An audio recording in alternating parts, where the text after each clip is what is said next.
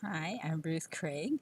I'm the editor of the New Hampshire Genealogical Record, and I'm here to talk to you about the issue that's just about to come out, spring 2021, which is volume 33, number 2. And we have some really great genealogies in this issue.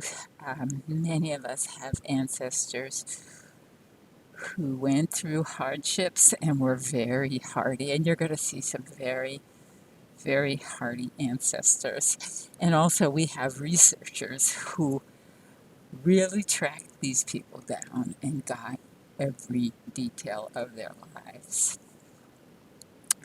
So, one genealogy is the genealogy of the Tilden family. Now, this is an article by Scott Andrew Bartley, and Scott is doing all the early settlers of Vermont. And he found that one of the early settlers on the Vermont is on the other side of the river. I'm standing in Lebanon, New Hampshire right now. Hartford, Vermont is across the Connecticut River. He found that one of the early settlers of Vermont, a Tilden, that some descendants married into a Tilden family in Lebanon, Connecticut.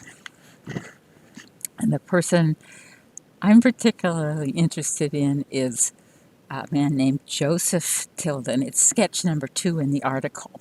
He was an early settler of Lebanon, New Hampshire. He was here by about 1768.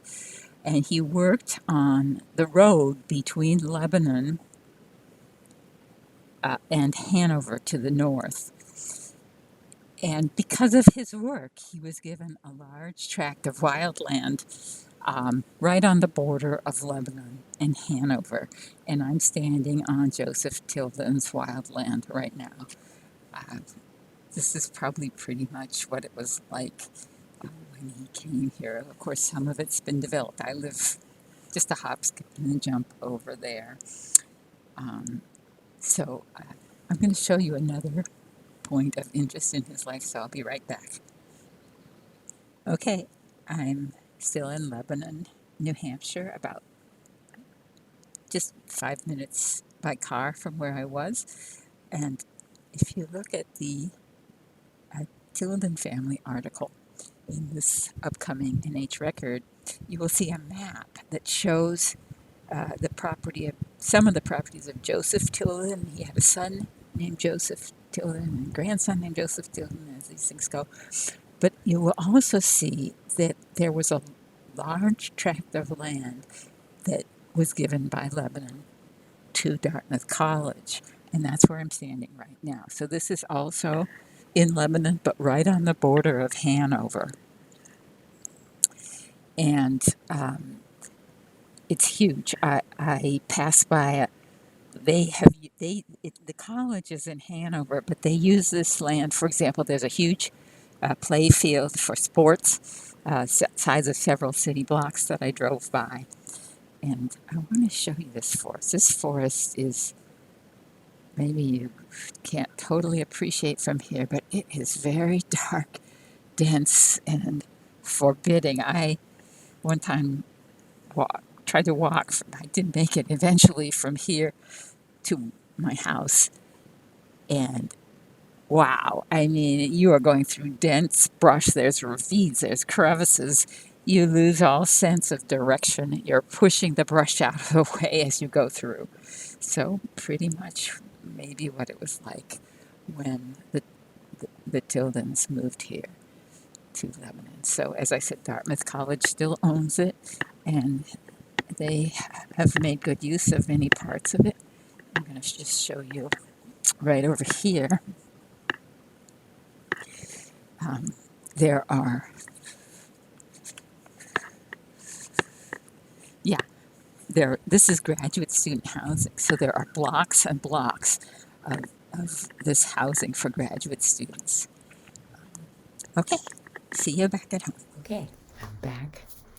to talk to you about another article in the upcoming NH Record, which is an article about a Revolutionary War soldier named Theophilus Drew.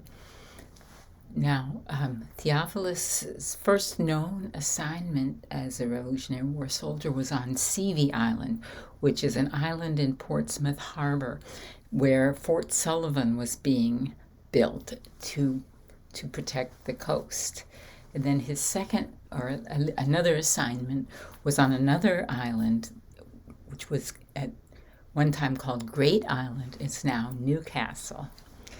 And he went on to several other assignments. He extended his service, and his company, Fort Ticonderoga, which had been captured by the Green Mountain Boys previously, one of the first major victories in the war, but had been recaptured by the British.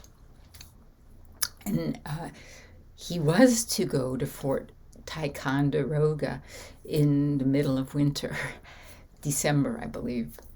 But both he and his entire company and many other men in other companies refused to march the 200-mile distance in that freezing weather.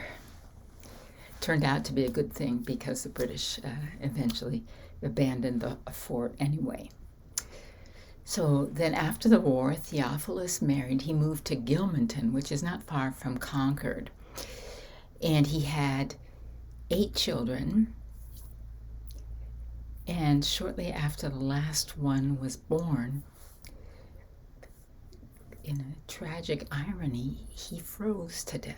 This is what it was like in New Hampshire. Now, his wife, who must have been a very strong woman, picked up with the children and moved, because he died when the youngest, not many years after the youngest one had been born. So she moved from New Hampshire down near Concord to up in northern Vermont, a place that was at that time called Walden Gore and was annexed by Danville, Vermont. And the researcher who carried out this work, Carol Gardner, who wrote this article, as we know, widows are oftentimes very difficult to trace, and but she was able to pick together the few documents left by Theophilus' wife and figure out, connect the dots and figure out what happened to how she moved, where she moved to. And we don't quite know where what her end was. We don't have a death record for her, but she has followed all of the children. So I hope you enjoy this issue, and thank you very much.